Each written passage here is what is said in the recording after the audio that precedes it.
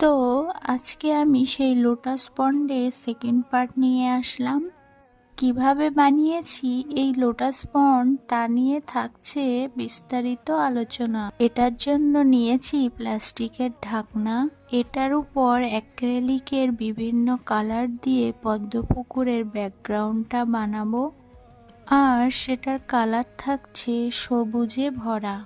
এখানে আগে থেকে জেসো বা হোয়াইট কালার অ্যাপ্লাই করার কথা ছিল, আমার একদমই মনে ছিল না।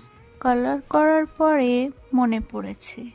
এই পার্টে কাজ করে আমি এতটাই স্যাটিসফাই যে রেজিনের উপর এইসব কিছু সেট করার পর দেখতে এতটাই সুন্দর লাগছে যে মনে হচ্ছে ছোট্ট পদ্ম পুকুরটি আমার হাতের মুঠোয়। ভালো লাগলে শেয়ার করো।